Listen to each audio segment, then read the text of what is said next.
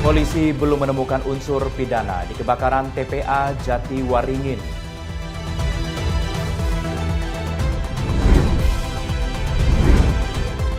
Indonesia dan India kerjasama revitalisasi kompleks Candi Prambanan.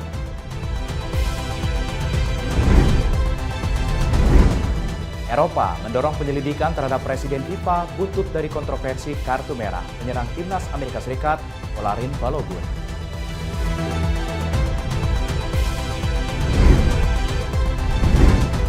Halo, selamat petang.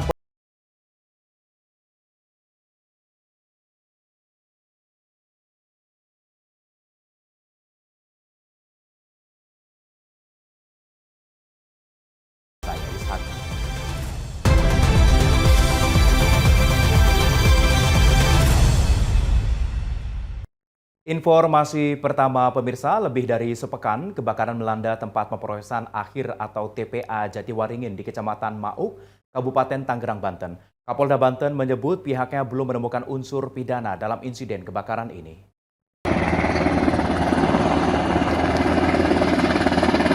Lebih dari sepekan kebakaran terjadi di tempat pemrosesan akhir atau TPA Jatiwaringin di Kecamatan Mauk, Kabupaten Tangerang, Banten.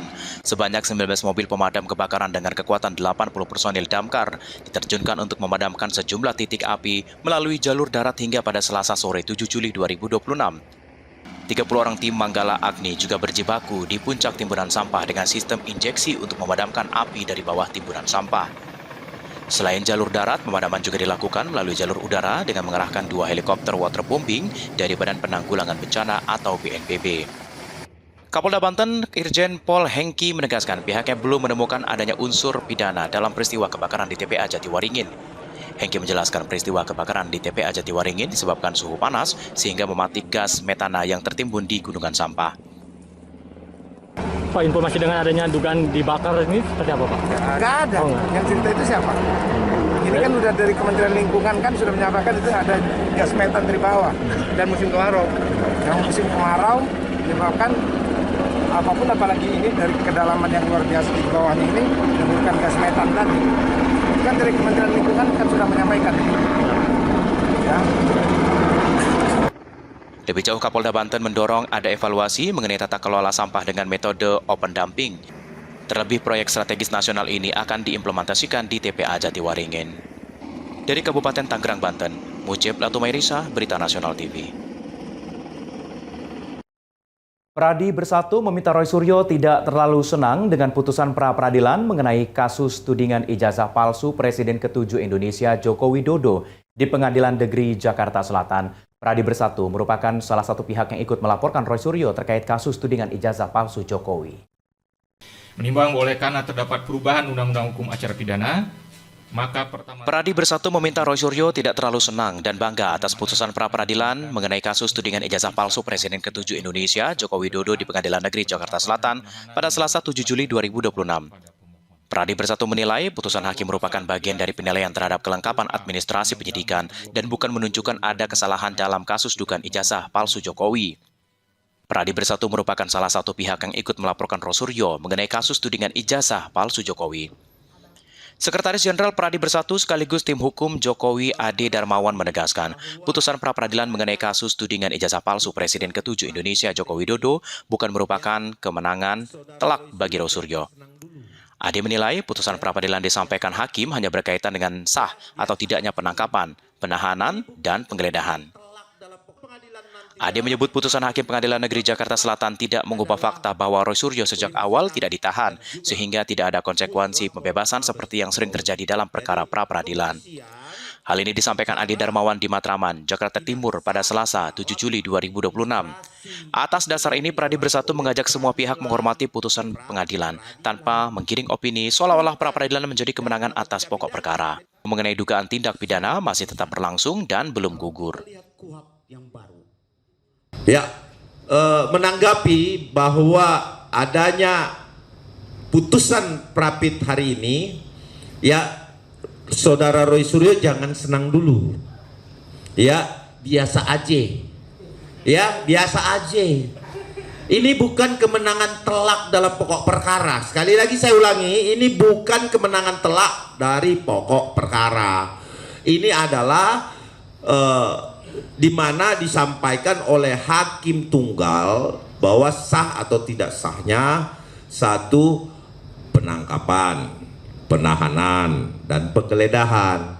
Pada saat undang-undang ini berlaku, Hakim mengabulkan permohonan Roy Suryo mengenai keabsahan upaya paksa yang dilakukan penyidik dalam melakukan penangkapan, penggeledahan, dan penahanan terhadap Roy Suryo. Dalam pertimbangannya, Hakim menilai Roy Suryo tidak menunjukkan indikasi akan melarikan diri, menghilangkan barang bukti, maupun menghambat proses penyidikan.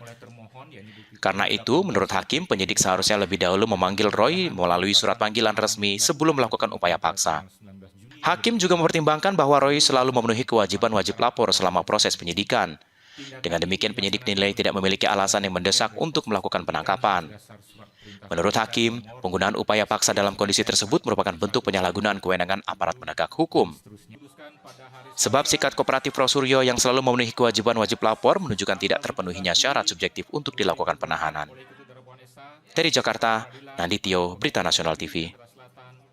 dan diucapkan dalam sidang terbuka untuk umum pada hari Ketua DPR RI Puan Maharani menegaskan komitmen memperkuat kerjasama antar parlemen Indonesia dan India saat menerima kunjungan Perdana Menteri India Narendra Modi di gedung DPR RI. Penguatan hubungan legislatif dinilai ini menjadi fondasi penting dalam mendukung kemitraan strategis stabilitas kawasan serta pengembangan kerjasama ekonomi kedua negara.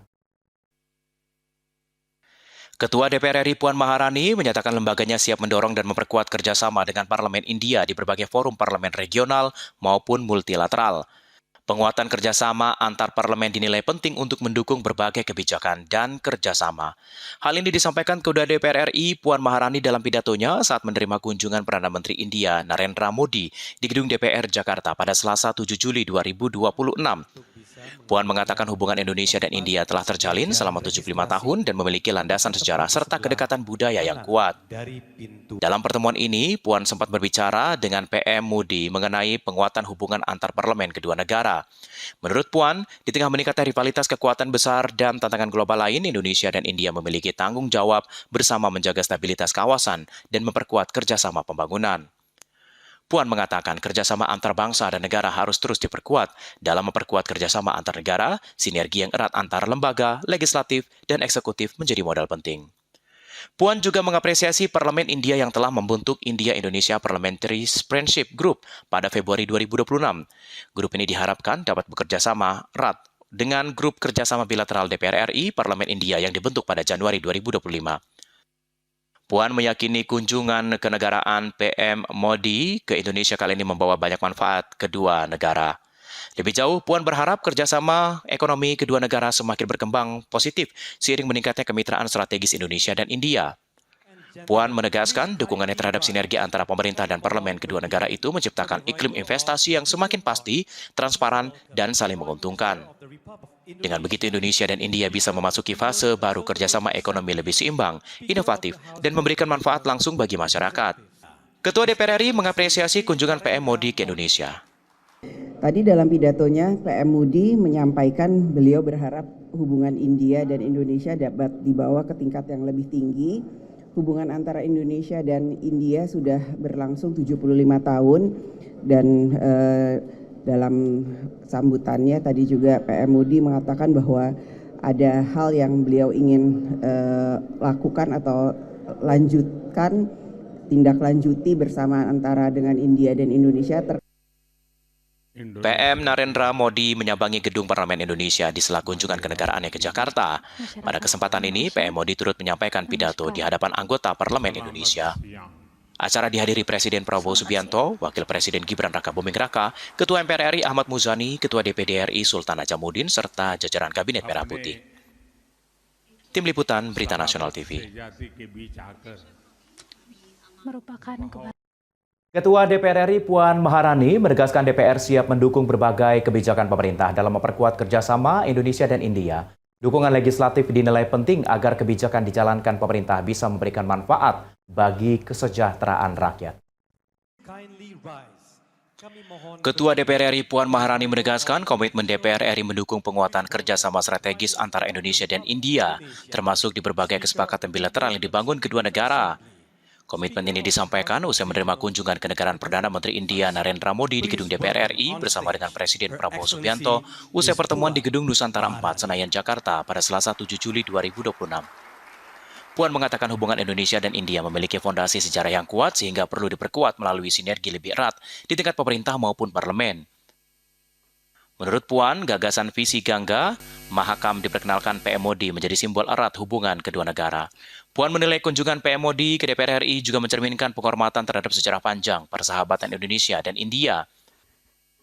Puan menyoroti penyebutan Presiden Soekarno dalam pidato Modi sebagai pengingat hubungan kedua negara telah terjalin sejak awal kemerdekaan.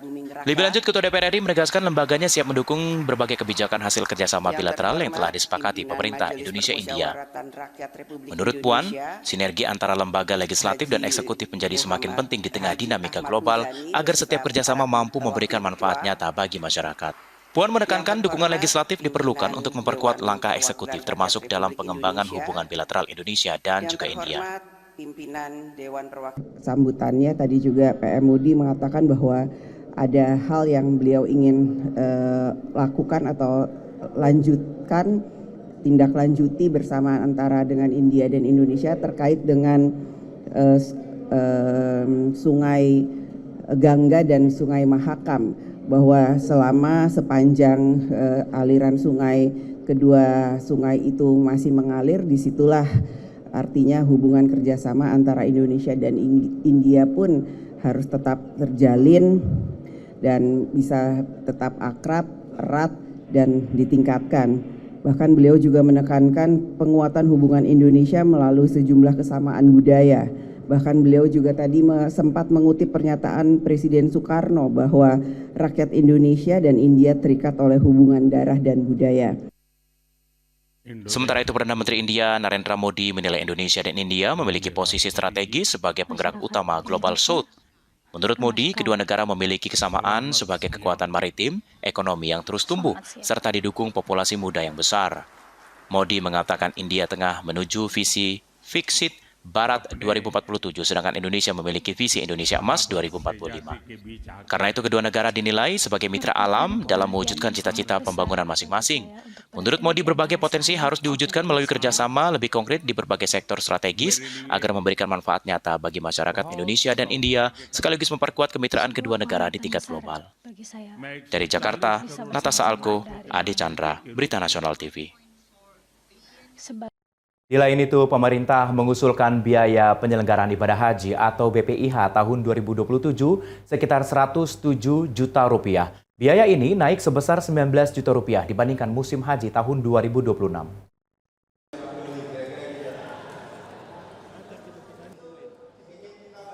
Pemerintah melalui Kementerian Haji dan Umroh mengusulkan biaya penyelenggaraan ibadah haji atau BPIH tahun 2027.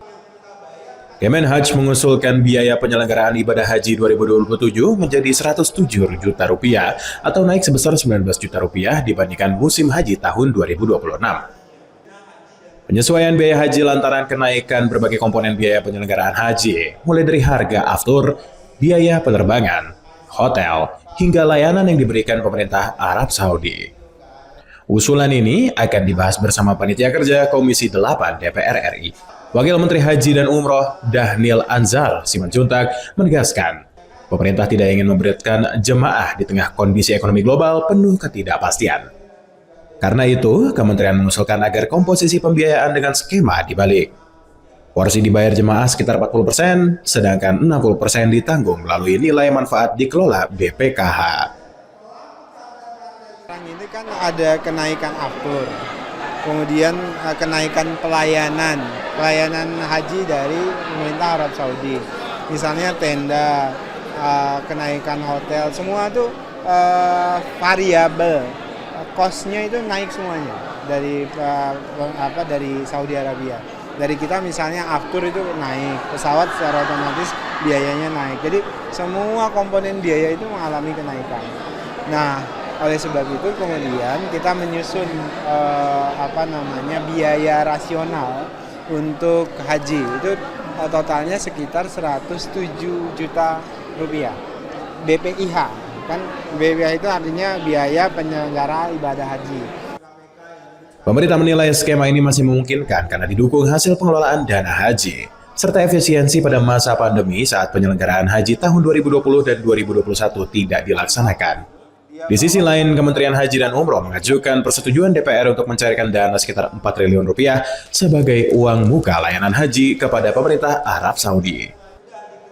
Dana ini harus disetorkan paling lambat 15 Juli melalui sistem e-wallet Kementerian Haji dan Umrah Arab Saudi agar proses pemesanan layanan bagi jemaah haji Indonesia tahun 2027 bisa berjalan sesuai jadwal. Mahendra Dewanata, Ade Chandra, Berita Nasional TV. Selanjutnya kami akan mengajak Anda memantau kondisi arus lalu lintas terkini yang akan disampaikan oleh NTMC Korlantas Polri.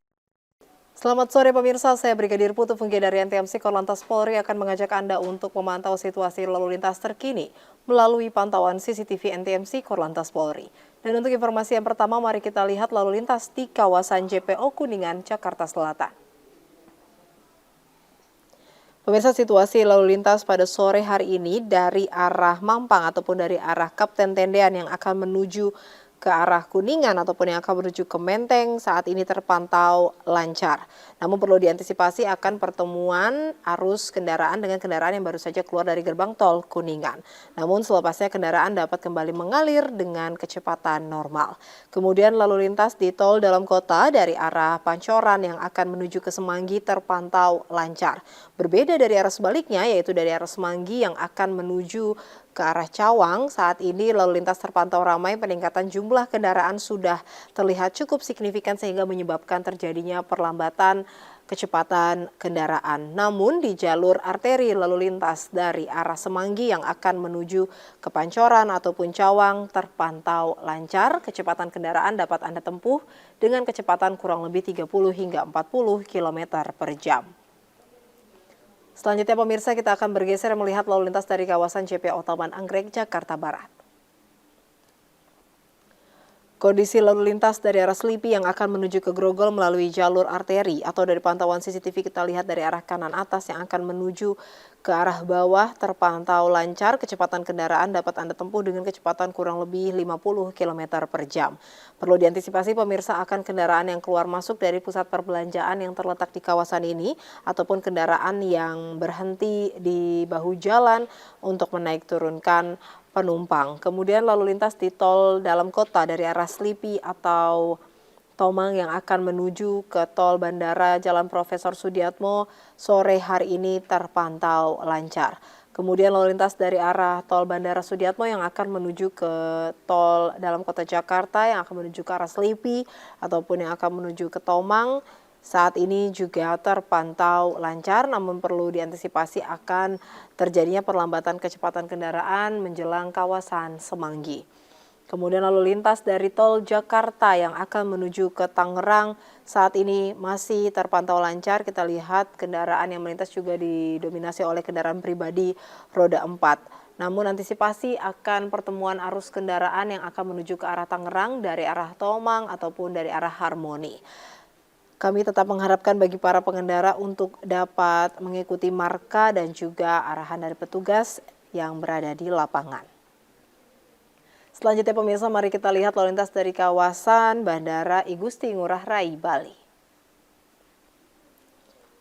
Situasi lalu lintas pada sore hari ini dari Jalan Bypass Ngurah Rai yang akan menuju ke Jalan Airport Ngurah Rai terpantau lancar, begitupun dari arah sebaliknya dari Jalan Airport Ngurah Rai yang akan menuju ke Jalan Bypass Ngurah Rai.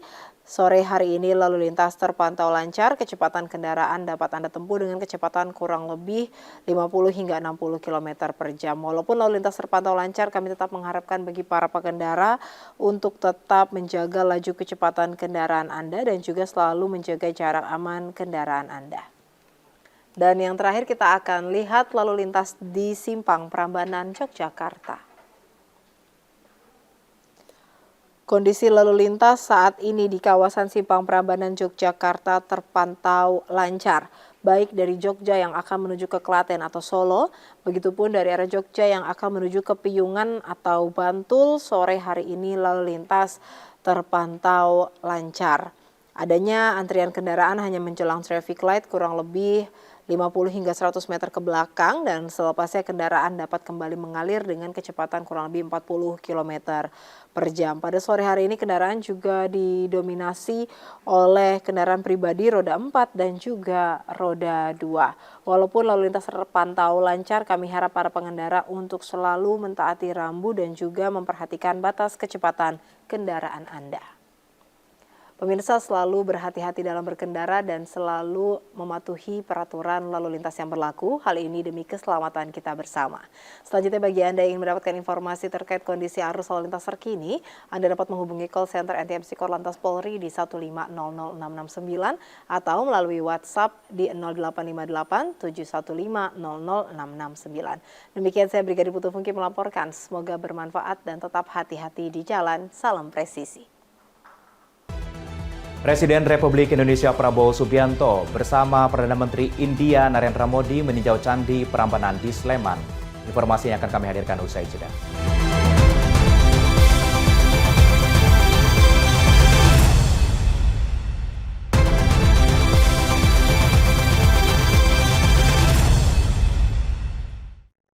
Anda kembali bersama kami di Berita Nasional Petang. Pemirsa, Presiden Republik Indonesia Prabowo Subianto bersama dengan Perdana Menteri India Narendra Modi meninjau Candi Prambanan di Sleman, daerah istimewa Yogyakarta hari ini. Kunjungan ini menandai dimulainya kerjasama Indonesia dan India dalam program revitalisasi kompleks candi Hindu terbesar di Indonesia.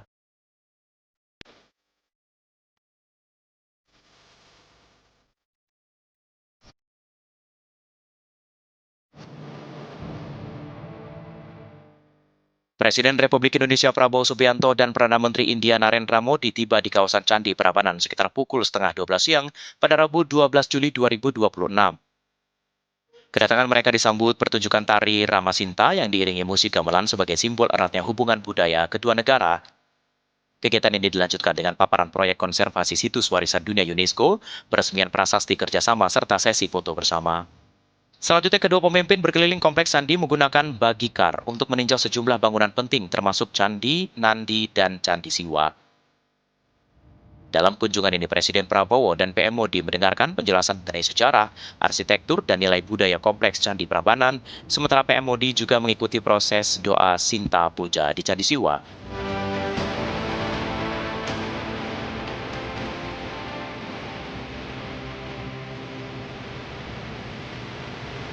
Kunjungan bertajuk World Leaders Journey menghasilkan kesepakatan kerjasama Indonesia-India Collaborative Cultural Heritage Conservation yang akan berlangsung pada 2026 hingga 2036. Program ini mencakup pemugaran lebih dari 200 candi berwarna di halaman kedua kompleks Prambanan yang hingga kini sebagian besar masih berupa reruntuhan.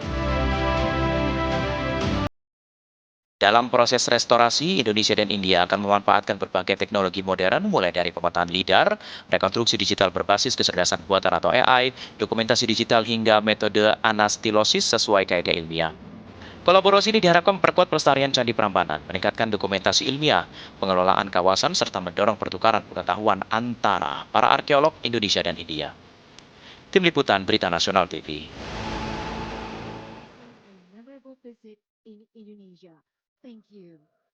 Ya, pemirsa, sehari sebelumnya Presiden Republik Indonesia Prabowo Subianto menganugerahkan tanda kehormatan tertinggi negara Bintang Republik Indonesia Adipurna kepada Perdana Menteri India Narendra Modi. Penghargaan ini diberikan atas kontribusi Modi dalam memperkuat hubungan bilateral hingga mencapai kemitraan strategis yang komprehensif.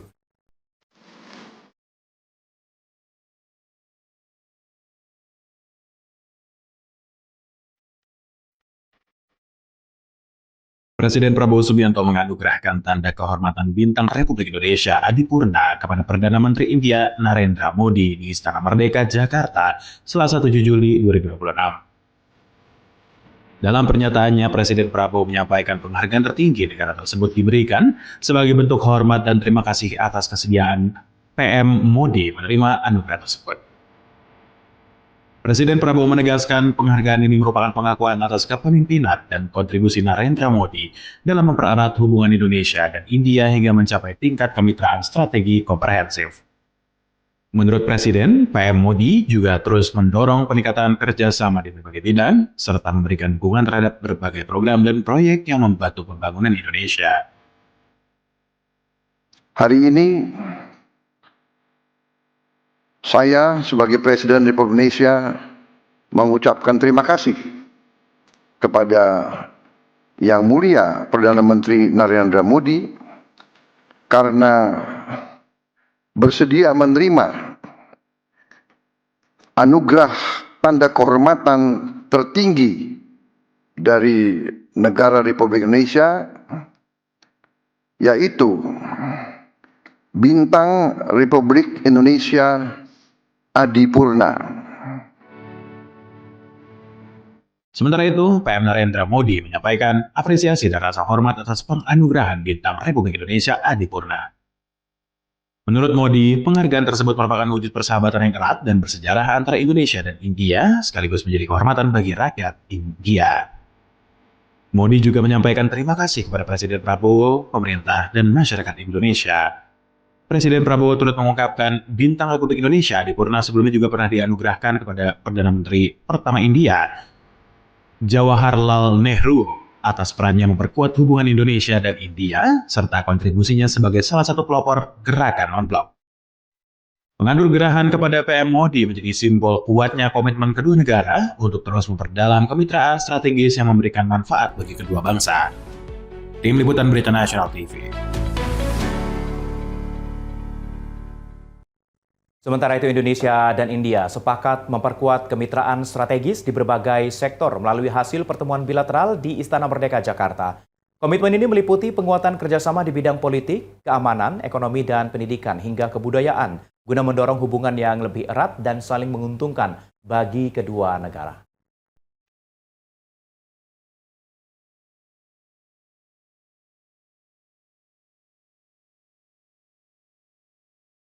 Presiden Republik Indonesia Prabowo Subianto menyebut kunjungan kenegaraan Perdana Menteri India Narendra Modi sebagai tonggak bersejarah mencerminkan komitmen kedua negara untuk terus memperkuat kemitraan strategis komprehensif. Dalam pertemuan bilateral di Istana Merdeka Jakarta pada Selasa 7 Juli 2026, Presiden Prabowo menegaskan kerjasama Indonesia dan India akan terus didorong melalui langkah-langkah yang konkret dan saling menguntungkan. Presiden Prabowo menyatakan kedua pemimpin membahas berbagai isu strategis mulai dari penguatan hubungan politik, peningkatan kunjungan tingkat tinggi, hingga koordinasi mekanisme konsultasi bilateral.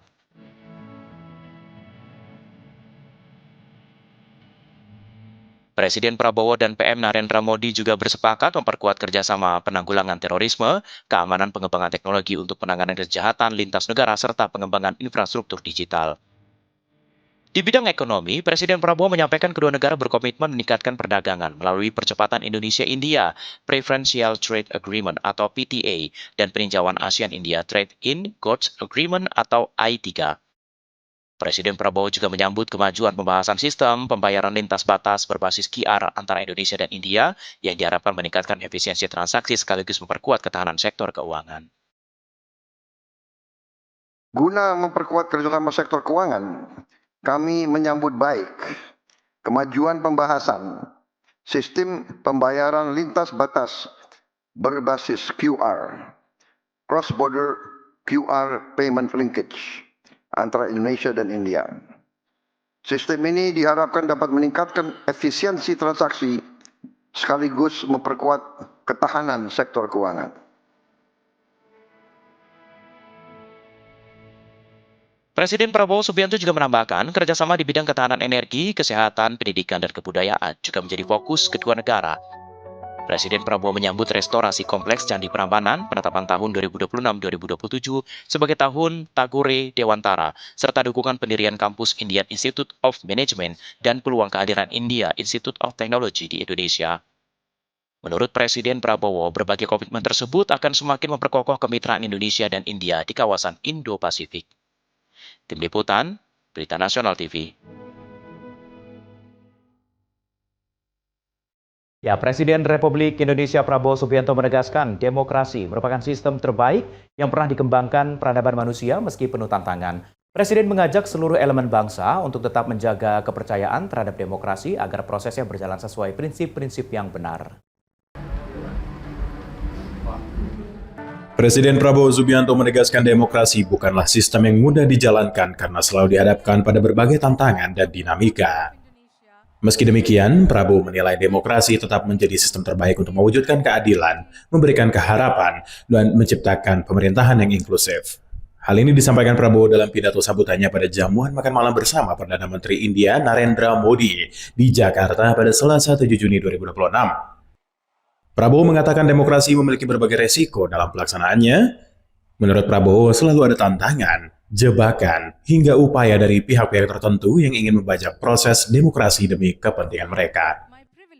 Karena itu, Prabowo mengajak seluruh elemen bangsa untuk tetap percaya dan terus menjaga demokrasi agar berjalan sesuai prinsip-prinsip yang benar. Dalam kesempatan yang sama, Prabowo juga menyampaikan apresiasinya kepada para penyelenggara pemilu.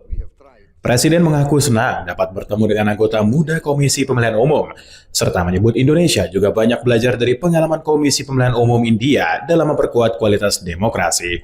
Democracy is the best way of all the systems that we have tried, that human civilization have tried. But we cannot surrender. We must believe in democracy and we must strive to maintain. So I'm very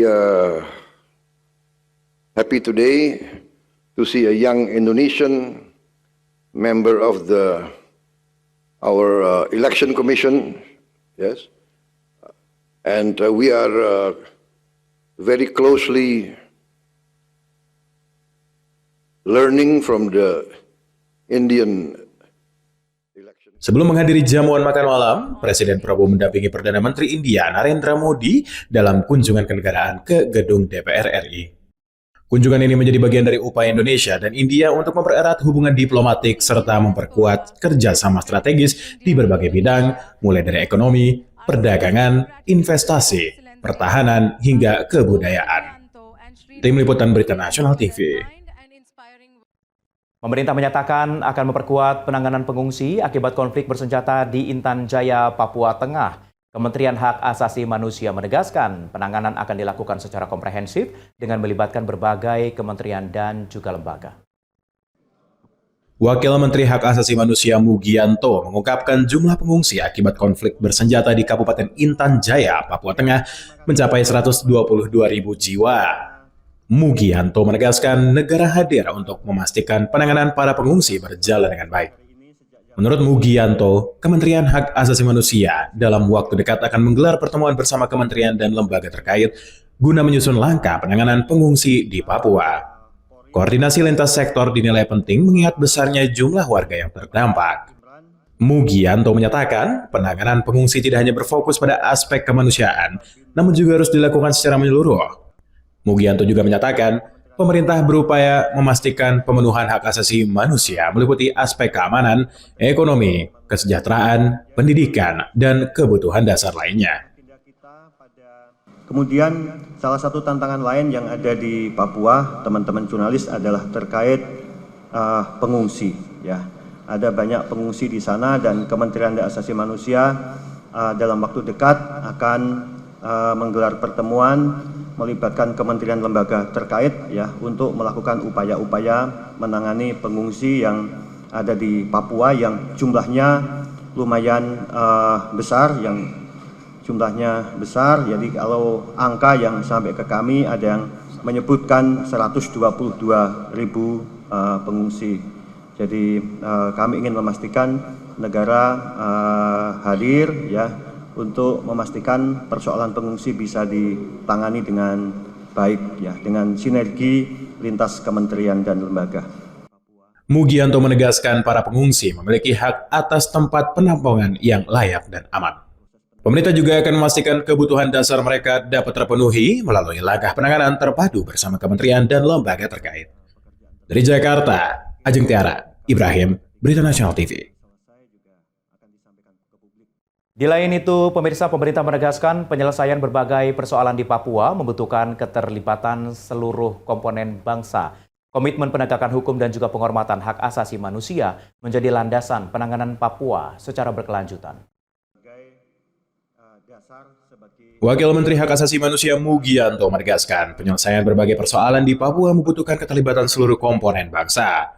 Menurut Mugianto, situasi di Papua bersifat kompleks, sehingga tidak bisa diselesaikan satu pihak saja. Dalam konferensi pers di kantor Kementerian HAM pada Selasa 7 Juli 2026, Mugianto menyatakan penanganan Papua memerlukan konsensus dari berbagai elemen di Republik Indonesia. Menurutnya, kolaborasi menjadi kunci untuk menghasilkan langkah penyelesaian yang menyeluruh dan berkelanjutan. Mugianto menyebut lembaga legislatif, eksekutif, dan yudikatif, serta tokoh agama, tokoh masyarakat, dan partai politik harus terlibat dalam proses penyelesaian Papua. Menurutnya, seluruh komponen bangsa perlu membangun kesepahaman bersama demi menciptakan solusi strategis bagi Papua. Dan yang kedua, karena memang situasi di Papua kompleks, ya, menurut kami penanganan di Papua membutuhkan keterlibatan, konsensus semua pihak, ya, yang ada di Republik ini, semua komponen bangsa, legislatif, eksekutif, yudikatif, para tokoh-tokoh agama, tokoh-tokoh masyarakat, kemudian partai politik, ya juga harus terlibat, melibatkan diri, memberikan konsensusnya terkait penyelesaian strategis di Papua dalam hal penegakan. Mugianto menegaskan pemerintah tetap berkomitmen memperkuat penegakan hukum dan penghormatan hak asasi manusia di Papua. Menurut Mugianto, komitmen tersebut menjadi dasar pemerintah dalam menangani berbagai persoalan yang terjadi di wilayah Papua. Dari Jakarta, Ajeng Tiara, Ibrahim, Berita Nasional TV. Kami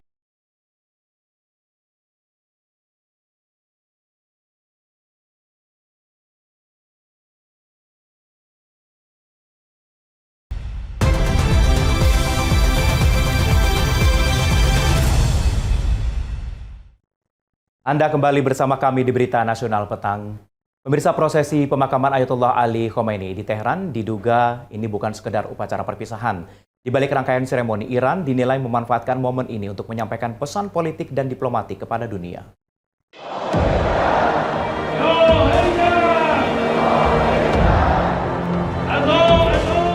Prosesi pemakaman Ayatollah Ali Khomeini diduga menjadi ajang penyampaian pesan politik Iran kepada dunia. Teheran dinilai mengirim sinyal tegas kepada delegasi asing saat pemakaman di Grand Musola, Teheran. Menurut laporan The Wall Street Journal pada Senin 6 Juli 2026, Iran membacakan ayat-ayat Al-Quran yang berbeda saat menyambut setiap delegasi di Grand Musola.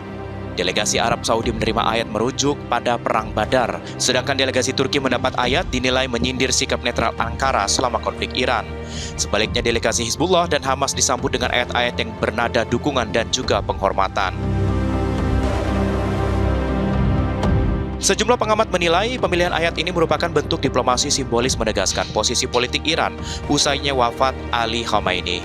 Teheran dinilai ingin menunjukkan bahwa pemerintahan baru tetap melanjutkan kebijakan dan garis politik yang telah dibangun sebelumnya. Di tengah prosesi yang dihadiri jutaan pelayat, Iran menegaskan tidak akan mundur dalam mempertahankan kepentingan, termasuk kendali atas Selat Hormuz, meski pembicaraan dengan Amerika Serikat masih berlangsung.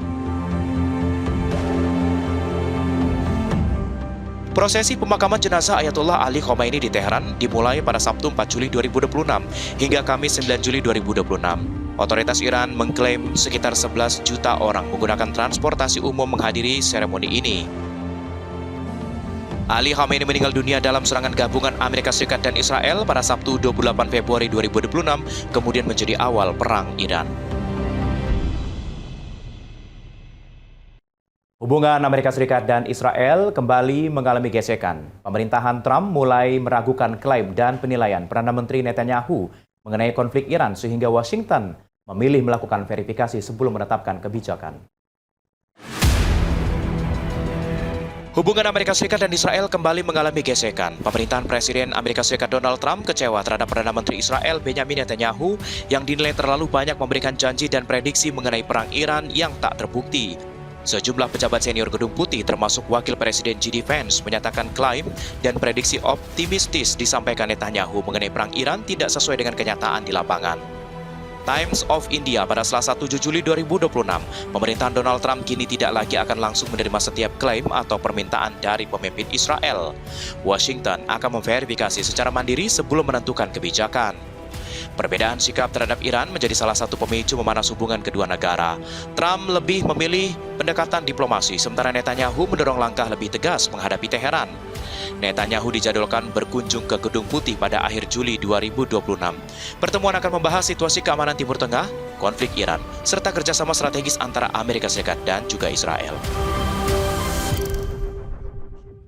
Perdana Menteri Israel Benjamin Netanyahu menegaskan hubungan negaranya dengan dunia internasional tetap kuat meski menyebut Presiden Amerika Serikat Donald Trump sebagai sahabat terbesar Israel. Netanyahu membantah anggapan bahwa Washington menjadi satu-satunya sekutu yang dimiliki oleh Tel Aviv. Perdana Menteri Israel Benjamin Netanyahu membantah pernyataan Wakil Presiden Amerika Serikat J.D. Vance yang menyebut Presiden Amerika Serikat Donald Trump sebagai satu-satunya sekutu kuat Israel pada Minggu 5 Juli 2026. Netanyahu menegaskan negaranya masih memiliki banyak sahabat di dunia. Dalam wawancara dengan Fox News, Netanyahu menyatakan Trump merupakan sahabat terbesar Israel di Gedung Putih. Namun, menurut Netanyahu, dukungan internasional terhadap Israel tidak hanya berasal dari Amerika Serikat. Netanyahu menyebut India sebagai salah satu negara yang memberikan dukungan kuat. Ia juga mengklaim banyak pemimpin dunia tetap menjalin komunikasi dan ingin bekerja sama dengan Israel di bidang pertahanan, kecerdasan buatan, dan keamanan cyber. Pernyataan ini disampaikan Netanyahu menyusul kritik J.D. Vance yang menilai pemerintah Israel terlalu kerap mempertanyakan kebijakan Amerika Serikat mengenai penyelesaian konflik dengan Iran. Meski diakui terdapat perbedaan pandangan mengenai Iran, Netanyahu menegaskan hubungannya dengan Trump tetap kuat. Menurut Netanyahu, kedua negara memiliki tujuan sama, yaitu mencegah Iran memiliki senjata nuklir dan menjaga kemitraan strategis terjalin lama.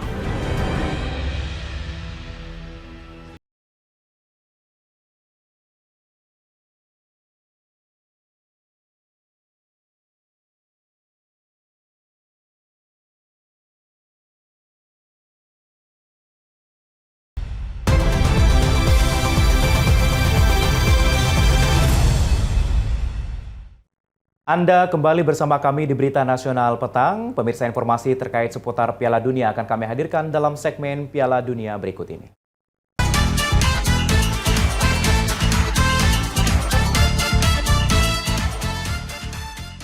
Pemirsa, Presiden Amerika Serikat Donald Trump ini angkat bicara mengenai kontroversi kartu merah penyerang timnas Amerika Serikat Folarin Balogun. Trump menegaskan hanya meminta FIFA meninjau keputusan wasit, bukan mengintervensi agar hukuman dibatalkan. Presiden Amerika Serikat Donald Trump menyatakan tidak memahami arti kartu merah hingga mendapat penjelasan mengenai insiden yang menimpa penyerang timnas Amerika Serikat Folarin Balogun pada Piala Dunia 2026.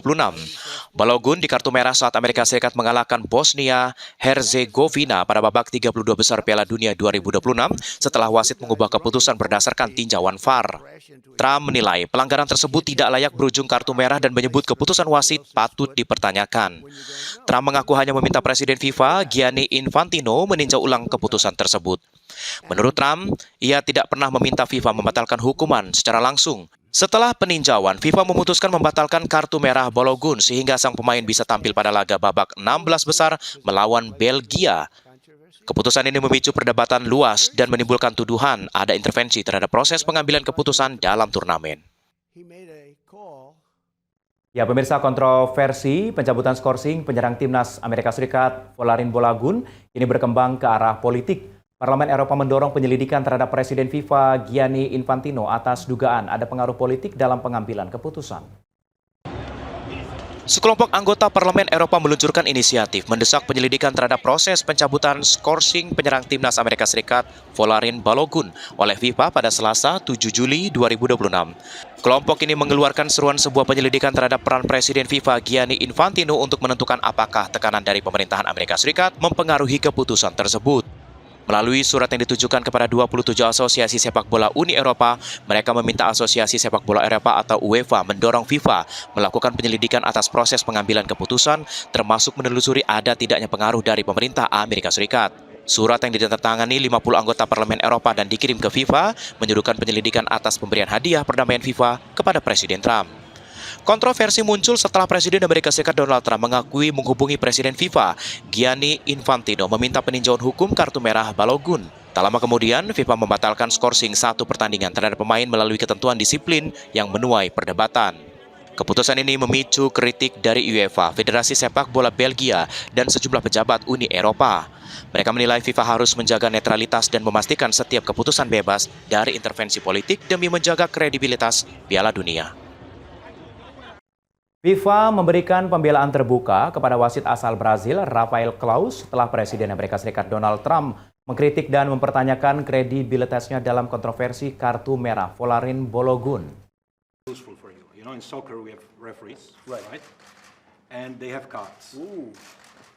Federasi Sepak Bola Internasional atau FIFA pasang badan membela Rafael Claus, wasit Piala Dunia menjadi pusat kontroversi.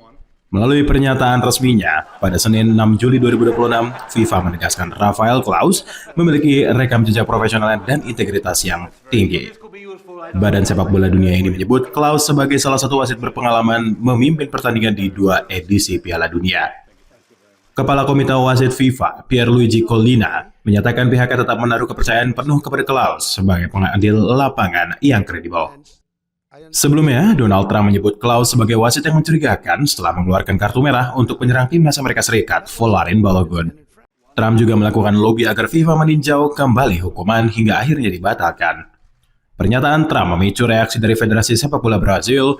Mereka menegaskan tidak ada alasan untuk meragukan integritas Rafael Claus dan menilai tuduhan tersebut tidak memiliki dasar.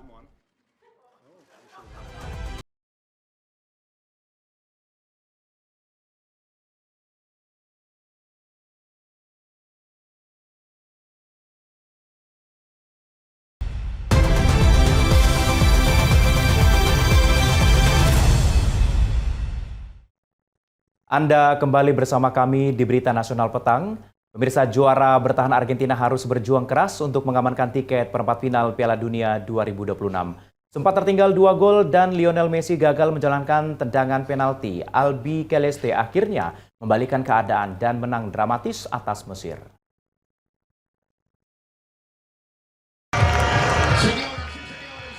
Pertandingan babak 16 besar Piala Dunia 2026 antara Argentina melawan Mesir di Atlanta Stadium Selasa malam 7 Juli 2026 waktu Indonesia berlangsung penuh drama. Mesir membuka keunggulan pada menit ke-15 melalui Yasser Ibrahim. Argentina berpeluang menyamakan skor setelah mendapat hadiah penalti, namun tendangan Lionel Messi berhasil digagalkan kiper Mesir, Mostafa Shober. Skor 1-0 untuk Mesir bertahan hingga turun minum. Memasuki babak kedua, Mesir sempat mencetak gol melalui Mostafa Ziko pada menit ke-59, namun gol tersebut dianulir VAR. 8 menit kemudian, Mostafa Ziko kembali membobol gawang Argentina. Kali ini gol disahkan dan membawa Mesir unggul 2 gol tanpa balas. Argentina baru mampu bangkit pada 10 menit terakhir waktu normal. Cristian Romero memperkecil ketertinggalan pada menit ke-79. 4 menit berselang, Lionel Messi menebus kegagalan penaltinya dengan mencetak gol penyama kedudukan. Memasuki masa tambahan waktu, Enzo Fernandez memastikan kemenangan Argentina melalui gol sundulan. Gol ini sempat diprotes keras Mesir karena dinilai terjadi pelanggaran. Keributan terjadi di tepi lapangan dan salah satu staf Mesir menerima kartu merah. Wasit tetap mengesahkan gol tanpa melakukan tinjauan VAR. Argentina menang 3-2 dan berhasil melaju ke perempat final menyusul Prancis, Spanyol, dan juga Inggris. Ya, Swiss dan Kolombia gagal menentukan pemenang di waktu normal maupun babak tambahan pada laga 16 besar Piala Dunia 2026. Kedua tim tampil imbang tanpa gol sehingga tiket perempat final harus ditentukan melalui babak adu penalti. Pertandingan babak 16 besar Piala Dunia 2026 antara Swiss dan Kolombia di Stadion BC Place, Vancouver, Kanada, Rabu 8 Juli 2026 waktu Indonesia berlangsung ketat sejak awal permainan. Jual beli serangan terjadi. Kolombia lebih dulu mengancam pada menit ke-21 melalui tendangan Gustavo Puerta. Namun kiper Swiss Gregor Kobel berhasil melakukan penyelamatan gemilang. Swiss membalas lewat Fabian Rieder pada menit ke-31, tetapi tembakannya mampu ditepis kiper Kolombia, Camilo Vargas. Tak lama bersalang, dan Ndoye kembali menguji gawang Kolombia, namun Camilo Vargas kembali menunjukkan penampilan apik dengan mengamankan bola. Skor imbang tanpa gol bertahan hingga babak pertama berakhir. Memasuki babak kedua, intensitas pertandingan meningkat. Djibril Sow sempat mengancam lewat tendangan, namun bola melambung di atas Wistar. Kolombia merespons melalui Luis Diaz dan Luis Suarez. Namun sejumlah peluang yang diciptakan belum mampu memecah kebuntuan. Menjelang akhir waktu normal, dan Ndoye memperoleh peluang emas setelah menerima umpan Manuel Akanji, namun masih melebar tipis dari gawang Kolombia. Hingga peluit panjang dibunyikan, kedua tim tetap gagal untuk mencetak gol. Pertandingan dilanjutkan ke babak tambahan waktu dan berakhir tanpa gol. Pemenang akhirnya harus ditentukan melalui adu penalti. Akhirnya, Swiss berhasil melaju ke babak 8 besar usai menyingkirkan Kolombia. Skor 4-3 untuk keunggulan Swiss. Kegagalan Brasil melaju ke perempat final Piala Dunia 2026 memicu kemarahan para pendukung Seleção. Mereka menuntut pelatih Carlo Ancelotti ini mundur setelah berhasil tersingkir dari Norwegia di babak 16 besar. Kekecewaan menyelimuti para penggemar Brazil di Rio de Janeiro setelah tim kebanggaan mereka takluk 1-2 dari Norwegia pada babak 16 besar Piala Dunia 2026. Sejumlah supporter menilai Carlo Ancelotti gagal meracik strategi dan keliru dalam menentukan komposisi pemain. Mereka mengkritik keputusan pelatih Italia itu yang dinilai terlalu lama mempertahankan Neymar dan Endrick di lapangan. Kekalahan ini menjadi pukulan besar bagi Brazil. Untuk pertama kalinya sejak Piala Dunia 1990, Seleção gagal menembus babak 8 besar. Meski mendapat tekanan agar mundur, Ancelotti menegaskan tetap akan melanjutkan tugasnya sebagai pelatih Brazil. Sementara itu, Neymar Junior mengumumkan pensiun dari tim nasional setelah berakhirnya petualangan Brazil di Piala Dunia 2026.